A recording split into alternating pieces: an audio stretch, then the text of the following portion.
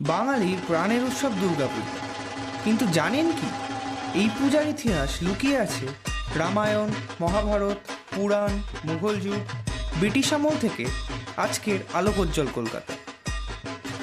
মার্কণ্ডেয় পুরাণে আছে দেবী মাহাত্ম্য। সেখানেই দেখা যায় রাজা সুরতের কাহিনী। যুদ্ধে হেরে অশান্ত মনে তিনি অরণ্যে যান। সাক্ষাৎ ঘটে বৈশ্য মহাজন সমাধির সঙ্গে এবং তারা ঋষি মেধাস মুনির আশ্রমে যান। মুনি বলেন, মহাশক্তি দুর্গাই সকলের জননী। সুরত বসন্তকালে মহামায়ার পূজা করেন। এটাই বিশ্বের প্রথম দুর্গাপূজা। পরবর্তীতে শুরু হয় শারদীয় পূজা। মহাভারতের অরণ্যে, রামায়ণের প্রান্তে এক অদ্ভুত পূজা। রাম নিজে শারদকালে দুর্গাকে আহ্বান করেছিলেন, যাকে বলে অকালের বোধন। অর্জুন মহাভারতের যুদ্ধে ইন্দ্রাণী রূপে দেবীকে পূজা করেছিলেন, যাকে বলে যুগ পূজা। অর্থাৎ দেবী ছিলেন শক্তি ও বিজয়ের প্রতীক। হিন্দু রাজত্বের কালে দেবী দুর্গা হয়ে ওঠেন রাজধর্মের দেবী। শক্তি পূজা তন্ত্রের প্রভাবে ছড়িয়ে পড়ে। দেবী কেবল অন্নদাত্রী নয়, যুদ্ধের মায়ের উপরে পূজিত।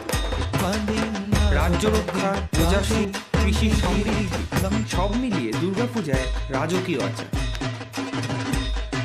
মুঘল আমলে পুজো থেমে যায়নি, বরং রূপ পাল্টায়। রাজা জমিদাররা করতেন পুজো ধন আর প্রতাপ দেখানোর জন্য। মহল্লায় মহল্লায় বড় বাড়িতে ঢাকঢোল আড়ম্বরের উৎসব। রাজনীতি আর ধর্মের এক অনন্য মেলবন্ধন। 16 শতকে নদিয়ার কৃষ্ণনগরের মহারাজা কংসনারায়ণ রাজকীয় পুজো শুরু করেন। ব্রাহ্মণদের আমন্ত্রণ করে মহিষাসুর মর্দিনী রূপে প্রতিমা স্থাপন করেন।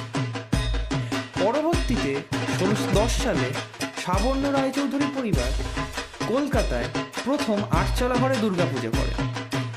অনুমোদন পান মুঘল সম্রাট জাহাঙ্গীরের কাছ থেকে। আজও এটি কলকাতার সবচেয়ে প্রাচীন পুজো। ব্রিটিশ যুগে জমিদারি পুজো থেকে জন্ম নিল বারোয়ারি পুজো। 12 জন মিলে, পরে পুরো মহল্লা মিলে করত দুর্গাপুজো। সেখান থেকে আজকে সর্বজনীন মণ্ডপ, প্যান্ডেল, আলোকসজ্জা শিল্প বলে। আজ কলকাতার দুর্গাপুজো ইউনেস্কোর ওয়ার্ল্ড হেরিটেজ।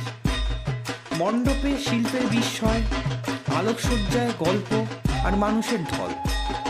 এটি শুধু ধর্মীয় উৎসব নয়, এটি বাঙালির আত্মা, বাঙালির শিল্প, বাঙালির পরিচয়। আপনি যদি ভিডিওটি পছন্দ করেন তাহলে লাইক দিন, শেয়ার করুন আর চ্যানেলটি সাবস্ক্রাইব করতে ভুলবেন না।